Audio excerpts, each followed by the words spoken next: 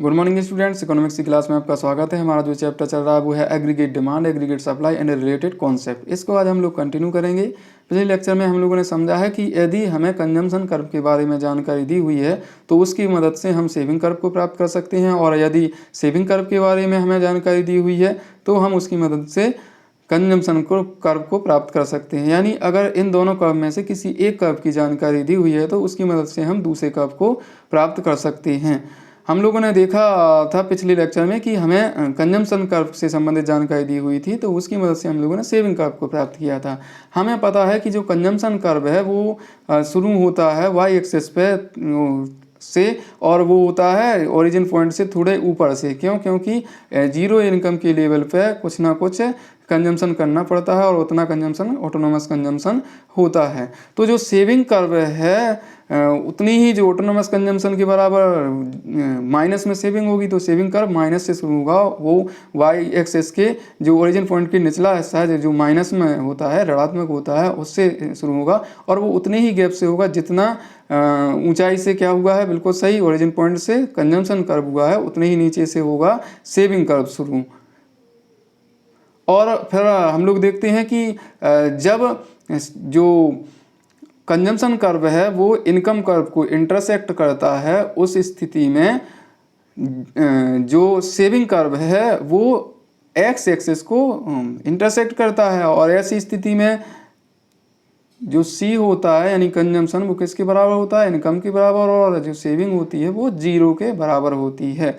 तो इस प्रकार से हम लोगों ने जो कंजम्पशन कर्व की सहायता से बिल्कुल सही सेविंग कर्व को प्राप्त किया था। आप इस डायग्राम में देख सकते हैं कि जितनी ऊंचाई से कंजम्पशन कर्व वाई एक्सिस पे शुरू हो रहा है उतनी ही वाई एक्सिस के ओरिजिन पॉइंट से निचला हिस्सा है जो उससे सेविंग कर्व प्राप्त हो रहा है, ये आपका इनकम है। तो इस प्रकार से हम लोग बड़ी आसानी से एक कर्व की मदद से दूसरे कर्व को प्राप्त कर सकते हैं। जैसे मान लीजिए हमें दिया हुआ है सेविंग कर्व की जानकारी और उसकी मदद से हमें कंजम्पशन कर्व प्राप्त करना है। तो हमें पता है कि ये जो सेविंग कर्व है वो वाई एक्सिस पे ओरिजिन पॉइंट से नीचे से स्टार्ट होता है, यानी ऋणात्मक वाले हिस्से से शुरू होता है। तो ऐसी स्थिति में हम इसको शुरू करते हैं, तो जितना नीचे से सेविंग कर्व शुरू हुआ है उतना ही ओरिजिन पॉइंट से ऊपर जो वाई एक्सिस है उससे किसको शुरू करेंगे, बिल्कुल सही, ये करेंगे हम लोग कंजम्पशन कर्व को करेंगे। और जब इंटरसेक्ट करता है एक्स एक्सिस को सेविंग कर्व, तो ऐसी स्थिति में जो कंजम्पशन कर्व है वो किसको इंटरसेक्ट करेगा, बिल्कुल सही, वो करेगा जो वाई कर्व है उसको। और यहाँ पर जो जब सेविंग जीरो है तो ऐसी स्थिति में जो कंजम्पशन है वो वाई के बराबर होगा। तो इस प्रकार से हम लोगों ने जो सेविंग कर्व है उसकी मदद से कंजम्पशन कर्व को प्राप्त कर लिया। और यहाँ पर हमें स्लोप का पता ही रहता है कि जो कंजम्पशन कर्व का स्लोप है ये कंजम्पशन कर्व है, याद रखेंगे, और ये क्या है, ये है सेविंग कर्व। तो जो कंजम्पशन कर्व है उसका स्लोप MPC बताती है, और जो सेविंग कर्व है उसका जो स्लोप होता है वो MPS बताता है। तो एक कर्व की मदद से, यानी एक कर्व की जानकारी से हम दूसरे कर्व की जानकारी को प्राप्त कर सकते हैं या दूसरे कर्व को बना सकते हैं। अब हम लोग समझते हैं इन्वेस्टमेंट फंक्शन या एग्रीगेट इन्वेस्टमेंट को कि ये क्या होता है। सबसे पहले हम लोग समझते हैं इन्वेस्टमेंट को कि निवेश का क्या मतलब है। पिछले लेक्चर में भी हम लोग एक बार इसके बारे में जान चुके हैं, इसको एक बार और समझ लेते हैं, रिवाइज भी हो जाएगा और आपको और अच्छे से समझ में आ जाएगा। तो ये क्या होता है इसको जानते हैं। It refers to expenditure incurred by the producer on the purchase of capital goods during a year. तो ये वह व्यय होता है जो उत्पादकों द्वारा किया जाता है कैपिटल गुड्स को खरीदने के लिए, और ये कब किया जाता है, बिल्कुल सही, ये ड्यूरिंग अ ईयर, यानी एक वर्ष के दौरान किया जाता है। तो निवेश का अभिप्राय हुआ कि वैसा व्यय जो उत्पादकों द्वारा पूंजीगत वस्तुओं के खरीदने पर किया जाता है एक वर्ष के दौरान, उसे निवेश कहते हैं। तो यहाँ कैपिटल गुड्स में हो सकता है जो बिल्डिंग है वो हो सकता है, मशीनरी हो सकता है, इसके अलावा जो रॉ मटेरियल वो भी हो सकता है, साथ ही साथ इक्विपमेंट हो सकते हैं। तो इनको जब खरीदने पर व्यय किया जा रहा है तो उस तरह के व्यय को इन्वेस्टमेंट कहते हैं। और क्यों? क्योंकि इसकी वजह से जो इकोनॉमी की प्रोडक्शन कैपेसिटी है वो बढ़ जाती है। अब हम लोग समझते हैं टाइप ऑफ इन्वेस्टमेंट के बारे में कि जो निवेश है वो कितने प्रकार का होता है। तो यहाँ आप स्क्रीन पे देख सकते हैं ये 2 प्रकार का होता है और जो पहला प्रकार है वो है ऑटोनोमस इन्वेस्टमेंट, इसको हिंदी में स्वायत्त निवेश बोलते हैं, और जो दूसरा दिया हुआ है वो है इंड्यूस्ड इन्वेस्टमेंट और इसको हिंदी में बोला जाता है प्रेरित निवेश। तो इनके बारे में हम लोग समझते हैं। आप समझते हैं ऑटोनोमस इन्वेस्टमेंट को कि ये क्या होता है। It refers to the investment which is not affected by change in the level of income and is not induced solely by profit motive.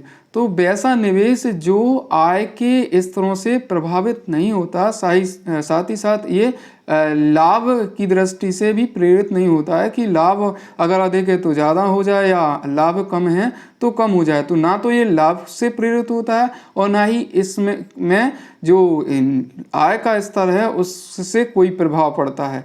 तो वैसा निवेश जो आय के स्तरों से स्वतंत्र है उससे भी प्रभावित नहीं हो रहा है और साथ ही साथ ये केवल लाभ के उद्देश्य से प्रेरित नहीं होता है। तो ऐसे निवेश को हम लोग स्वायत्त निवेश या ऑटोनोमस इन्वेस्टमेंट कहते हैं। इसको हम लोग डायग्राम के माध्यम से भी समझ सकते हैं। यहाँ पर एक्स एक्सिस पर इनकम को दर्शाया गया है और जो वाई एक्सिस है उस पर दर्शाया गया है इन्वेस्टमेंट को।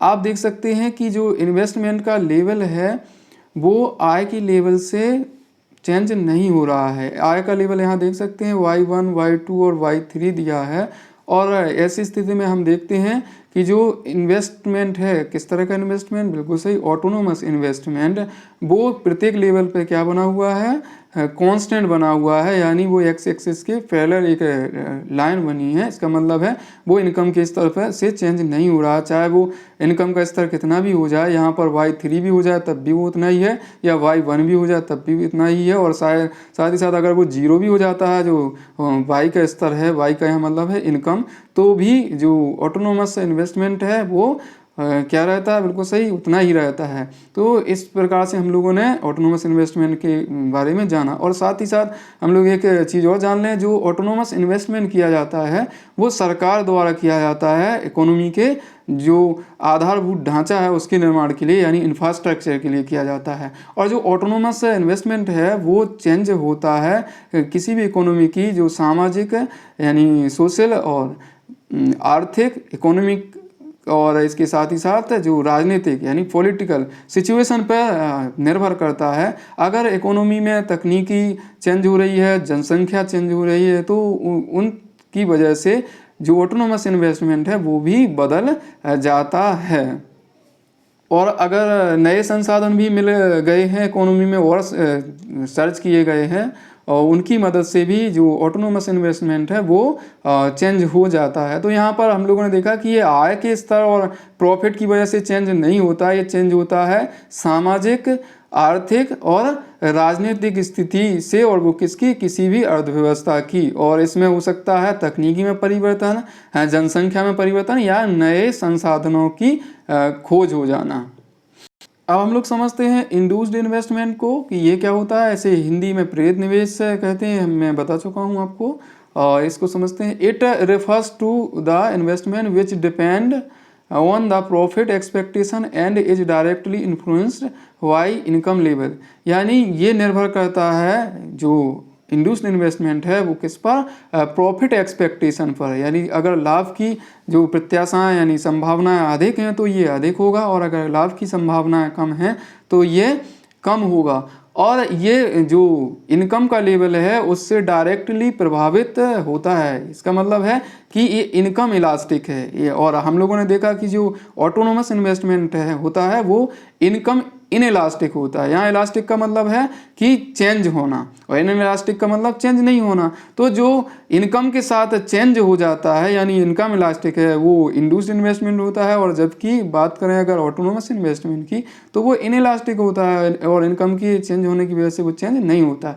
तो यहाँ पर जो प्रेरित निवेश या इंड्यूस्ड इन्वेस्टमेंट है उसका मतलब ये है कि जो लाभ की प्रत्याशाओं के आधार पर, संभावनाओं के आधार पर परिवर्तित होता है और आय के स्तर से डायरेक्टली इन्फ्लुएंस होता है, यानी इसका इनकम जो लेवल है उससे पॉजिटिव रिलेशनशिप है। ज़्यादा इनकम का लेवल होगा तो जो आपका इंड्यूस्ड इन्वेस्टमेंट का लेवल है वो भी ज़्यादा होगा, और इसके विपरीत भी, यानी अगर इनकम का लेवल कम है तो इंड्यूस्ड इन्वेस्टमेंट भी कम होगा, और अगर जो लाभ की संभावना ज़्यादा है तो ये भी ज़्यादा होगा। जो इंड्यूस्ड इन्वेस्टमेंट है और लाभ की संभावना कम है तो इंड्यूस्ड इन्वेस्टमेंट कम होगा। इसको हम लोग डायग्राम के माध्यम से भी समझ सकते हैं, और आप देख सकते हैं स्क्रीन पर डायग्राम को।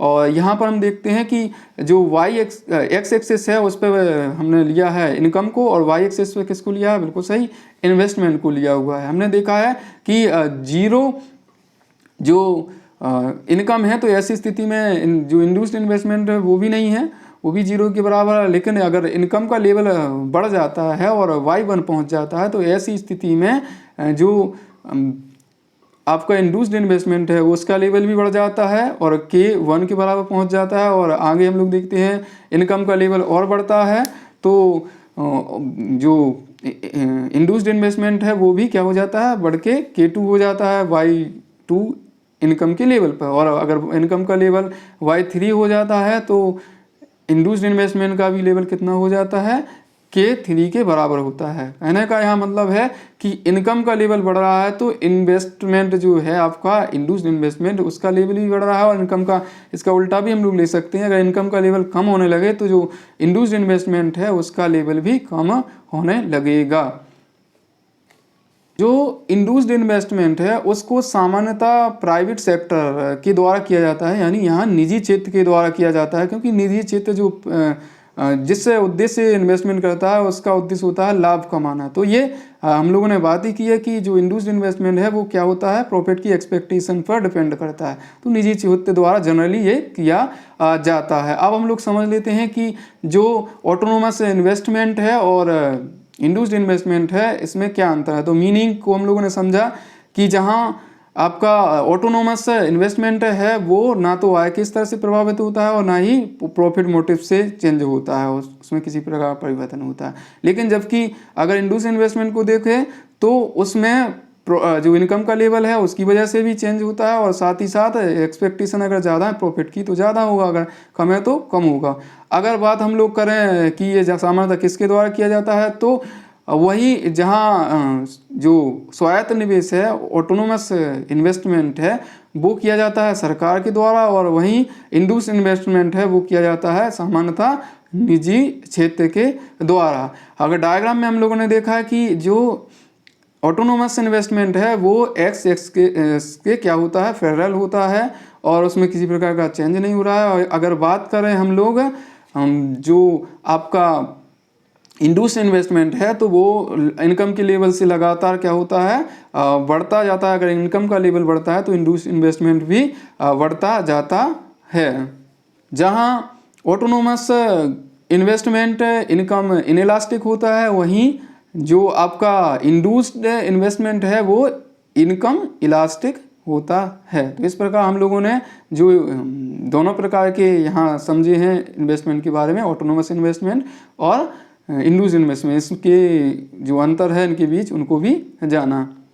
अब हम लोग समझते हैं डिटर्मिनेंट ऑफ इन्वेस्टमेंट कि जो इन्वेस्टमेंट है उसको कौन निर्धारित करता है। तो यहाँ पर जो हम लोग इन्वेस्टमेंट के बारे में जान रहे हैं वो है इंड्यूस्ड इन्वेस्टमेंट, और इंड्यूस्ड को सामान्यतः हम किसके संदर्भ में लेते हैं, प्राइवेट इन्वेस्टमेंट के संदर्भ में लेते हैं, यानी निजी निवेश जो निजी क्षेत्र द्वारा किया जाता है। तो ये दो चीज़ों पर निर्भर करता है, और वो दो चीज़ें क्या हैं, रेट ऑफ इंटरेस्ट ब्याज की दर, और दूसरी है मार्जिनल इफिशिएंसी ऑफ कैपिटल, या इसी को बोला जाता है मार्जिनल इफिशिएंसी ऑफ इन्वेस्टमेंट, यानी इसको हिंदी में बोलते हैं जो पूंजी है उसकी सीमांत उत्पादकता, और या जो इन्वेस्टमेंट है उसकी सीमांत उत्पादकता यानी निवेश की सीमांत उत्पादकता है। तो सबसे पहले हम लोग समझते हैं रेट ऑफ इंटरेस्ट के बारे में। Rate of interest refer to cost of borrowing money for financing investment. जो रेट ऑफ इंटरेस्ट है ये है क्या, बिल्कुल सही, जो निवेश के लिए वित्त लिया गया है यानी जो मुद्रा ली गई है निवेश के लिए उसकी लागत है, कि निवेश करने के लिए मान लीजिए कहीं बैंक से उधार लिया है तो उस उधार की लागत क्या है, यानी उस पर कितना ब्याज देना पड़ रहा है, वही क्या है, रेट ऑफ इंटरेस्ट है। तो यहाँ पर जो निवेश है और वो किस तरह का निवेश है, इंड्यूस्ड है, वो निर्भर करता है किस पे, रेट ऑफ इंटरेस्ट पे। और साथ ही साथ हम लोगों ने मार्जिन एफिशिएंसी ऑफ कैपिटल भी देखा। तो जो रेट ऑफ इंटरेस्ट है इसका संबंध होता है किस तरह से, बिल्कुल सही, इंड्यूस्ड इन्वेस्टमेंट से, वो होता है इनवर्स। क्यों? क्योंकि अगर रेट ऑफ इंटरेस्ट बढ़ रही है, यानी जो निवेश के लिए मुद्रा की लागत बढ़ जाएगी रेट ऑफ इंटरेस्ट बढ़ने से, तो ऐसी स्थिति में निवेश करना लाभदायक नहीं होगा, कम लाभदायक होगा। क्यों? क्योंकि ज़्यादातर जो निवेश कर रहे हैं तो उसका रिटर्न प्राप्त होगा तो वो कहाँ चला जाएगा, उधार के रूप में, जो उधार चुकाने के लिए, यानी उधार पे ब्याज देना पड़ेगा जो भी उधार लिया है, तो उसके रूप में चला जाएगा। इसकी वजह से अगर रेट ऑफ इंटरेस्ट बढ़ता है तो निवेश क्या होगा, कम होगा, और अगर रेट ऑफ इंटरेस्ट कम होता है तो जो इन्वेस्टमेंट, इंड्यूस्ड इन्वेस्टमेंट है, वो क्या होगा, बिल्कुल सही है, अब बढ़ेगा। अब हम लोग समझते हैं मार्जिनल एफिशिएंसी ऑफ कैपिटल, इसी को बोला जाता है मार्जिनल एफिशिएंसी ऑफ इन्वेस्टमेंट है। तो ये क्या होता है जानते हैं हम लोग इसको, it refers to the expected rate of return from in additional investment. इसका मतलब होता है जो अतिरिक्त निवेश करने से जो प्रतिफल प्राप्त होता है, यानी उसकी प्रतिफल की दर होती है, उससे होता है कि मान लीजिए कोई निवेश किया और उससे फिर कितना रिटर्न प्राप्त होगा, किस दर से रिटर्न प्राप्त होगा, तो वही बताती है क्या, बिल्कुल सही, मार्जिनल एफिशिएंसी ऑफ कैपिटल बताता है। तो यहाँ पर अगर रिटर्न की संभावना ज़्यादा होगी तो जाहिर सी बात है कि निवेश ज़्यादा होगा, और अगर ये जो मार्जिनल एफिशिएंसी ऑफ कैपिटल है वो कम होगी तो निवेश कम होगा। तो इसमें भी किस तरह का रिलेशनशिप है, वो पॉजिटिव रिलेशनशिप है, किसके साथ, जो इंड्यूस्ड इन्वेस्टमेंट है उसके साथ। रिटर्न की जाहिर सी बात है, रिटर्न की जो दर है, यानी अतिरिक्त निवेश किया है उसकी वजह से जो प्रतिफल प्राप्त होने की दर है वो ज़्यादा है, ज़्यादा प्रतिफल प्राप्त हो रहे हैं उच्च दर से, तो ज़्यादा लोग इन्वेस्टमेंट करेंगे। अगर कम दर से प्रतिफल अतिरिक्त निवेश की वजह से प्राप्त हो रहे हैं तो कम निवेश करेंगे, अगर जीरो हो रहे हैं तो नहीं करेंगे। जो मार्जिनल एफिशिएंसी ऑफ कैपिटल है या मार्जिनल एफिशिएंसी ऑफ इन्वेस्टमेंट है, वो दो फैक्टर पर डिपेंड करती है, यानी वो किसके द्वारा निर्धारित होती है, वो निर्धारित होती है, पहला फैक्टर दिया हुआ है वो है सप्लाई प्राइस, पूर्ति कीमत, और दूसरा दिया हुआ है प्रोस्पेक्टिव यील्ड। तो इन दोनों जो भी फैक्टर हैं इनके द्वारा निर्धारित होती है मार्जिनल एफिशिएंसी ऑफ कैपिटल। तो इनको हम लोग समझते हैं एक एक करके, यानी सप्लाई प्राइस को और प्रोस्पेक्टिव यील्ड को। अब हम लोग समझते हैं सप्लाई प्राइस, इसको हिंदी में पूर्ति कीमत बोलते हैं, कि ये क्या होता है इसको जानते हैं। Supply price refers to the cost of producing a new asset of that kind, यानी उसी प्रकार की संपत्ति के उत्पादन को कहने से है जिस प्रकार की जो संपत्ति है, यानी मशीन है, वो पहले से थी। सामान्य शब्दों में कहें तो इसका मतलब है कि जो पुरानी मशीन है उसकी जगह नई मशीन को यूज करने में जो लागत आ रही है वही क्या है, पूर्ति कीमत है। मान लीजिए यहाँ पर एक पुरानी मशीन है और 1 लाख की है, वो है, उसको बदलने के लिए कितना, बिल्कुल सही, 1 लाख की दूसरी मशीन लगा दी जा रही है। तो जो 1 लाख रुपए लगाए गए हैं वही पुरानी मशीन की क्या है, बिल्कुल सही है, ये सप्लाई प्राइस है, उसकी पूर्ति कीमत है, क्योंकि उसकी जगह हमने क्या किया है, नई मशीन को लगाया है। अब हम लोग समझते हैं प्रोस्पेक्टिव यील्ड, इसको हिंदी में बोला जाता है संभाव्य प्राप्ति, यानी कितनी संभावना है जो भी वो मशीन लगाई गई है उससे प्राप्त होने की, क्या, वो भी रिटर्न। यहाँ समझते हैं किस चीज़ की संभावना है, रिटर्न प्राप्त होने की जो मशीन लगाई गई है। तो इसको हम लोग समझते हैं prospective yield refers to net return expected from capital asset over its lifetime. तो जो भी कैपिटल यूज की जा रही है, एसेट यूज की जा रही है, उससे जो भी उसकी जीवन अवधि है, उस जीवन अवधि में शुद्ध रूप से कितना प्रतिफल, यानी शुद्ध प्रतिफल कितना प्राप्त होने की संभावना है। हम लोगों ने जो अभी एग्जाम्पल लिया कि वो मशीन कितने की है, 1 लाख रुपए की है, तो उस 1 लाख रुपए की मशीन से जो प्राप्ति है वो मान लीजिए 22,000 रुपये के बराबर हो रही है। कितने रुपए के बराबर हो रही है, 22,000 रुपये के बराबर हो रही है।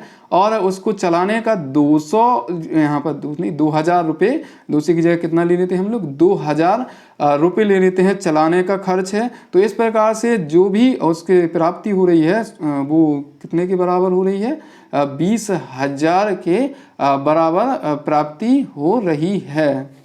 तो जो संभाव्य प्रतिफल है वो कितना है, यहाँ आया उस मशीन का 20,000 रुपये आया। अब हम लोग बात कर लेते हैं कि जो भी मार्जिनल इफिशियंसी है किसकी, इन्वेस्टमेंट की, वो किस प्रकार से प्राप्त करेंगे। बिल्कुल सही, अभी हम लोगों ने जो एग्जांपल लिया इसमें क्या करेंगे, हम लोग डिवाइड कर देंगे जितनी की उसकी कीमत है, और वो कितने की कीमत है, बिल्कुल सही 1 लाख के बराबर है, और इससे कितने से इसको मल्टीप्लाई कर देंगे, 100 से मल्टीप्लाई कर देंगे। तो यहाँ पर जो प्राप्त होगा वो कितने परसेंट आ जाएगा, यहाँ पर ये 4 जीरो से ये कट जाएगा और इससे ये भी कट जाएगा, और यहाँ पर कितना प्राप्त हो जाएगा, 20%। तो जो मशीन की सीमांत क्षमता है, उत्पादकता है, वो कितनी आई है, वो आई है बिल्कुल सही 20% के बराबर प्राप्त हुई है। हमारी जो उस मशीन की निवेश की सीमांत कुशलता थी वो कितने परसेंट प्राप्त हुई है, बिल्कुल सही यहाँ पर प्राप्त हुई है 20%। अब हम लोग कंपैरिजन करते हैं किसके साथ, जो मार्जिनल एफिशिएंसी ऑफ कैपिटल है, या इसी को बोलते हैं हम लोग मार्जिनल एफिशिएंसी ऑफ इन्वेस्टमेंट है। इसको शॉर्ट फॉर्म क्या बोल सकते हैं, MEI कह सकते हैं, मार्जिनल एफिशिएंसी ऑफ इन्वेस्टमेंट। और उसकी तुलना किससे करना है, रेट ऑफ इंटरेस्ट से। इसको शॉर्ट फॉर्म में क्या बोल सकते हैं, ROI। तो यहाँ हम लोग मान लेते हैं कि जो रेट ऑफ इंटरेस्ट है, यानी जिस दर पर जो भी इन्वेस्टर है वो मशीन को खरीदने के लिए उधार ले रहा है, वो दर है मान लीजिए यहाँ पर 15%। तो यहाँ पर अब हम लोग दोनों चीज़ों में तुलना कर रहे हैं, जो MEI है और ROI है।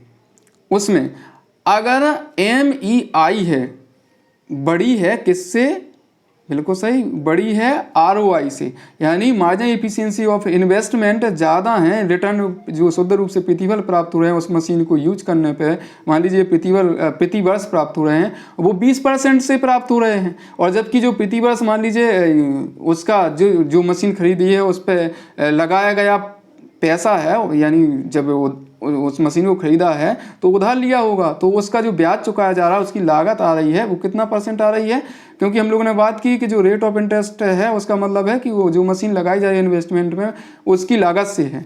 तो यहाँ पर ऐसी स्थिति में लाभ प्राप्त होगा, क्यों, क्योंकि रिटर्न ज़्यादा मिलेगा जो भी इन्वेस्ट कर रहा है, और उसको देना कम पड़ रहा है। यहाँ पर रिटर्न उसे मिल रहा है 20% से, और जो उसको चुकाना पड़ा है वो 15%। तो ऐसी स्थिति में वो क्या करेगा, निवेश करेगा।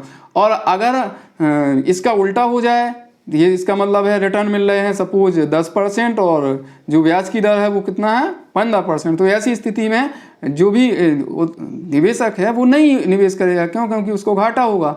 लेकिन अगर बात करें कि जब उसको फ़ायदा हो रहा है, यानी MEI ज़्यादा है ROI से, तो वो कब तक और निवेश करता रहेगा, कब तक और मशीनों को परचेज करके उनका जो भी प्रोडक्शन की एक्टिविटी उसमें यूज करता रहेगा। तो वो तब तक करेगा जब तक जो ये आपकी MEI है वो किसके बराबर ना हो जाए, बिल्कुल सही, ये ना हो जाए ROI के बराबर। यानी जो मार्जिन एफिशिएंसी ऑफ इन्वेस्टमेंट है वो जब बराबर हो जाएगी रेट ऑफ इंटरेस्ट के, तब तक कोई भी जो भी निवेशक है वो निवेश करता रहेगा, और उसके आगे वो निवेश नहीं करेगा, क्योंकि उसको फिर इस संबंधित पॉइंट से आगे हानि होना शुरू हो जाएगा।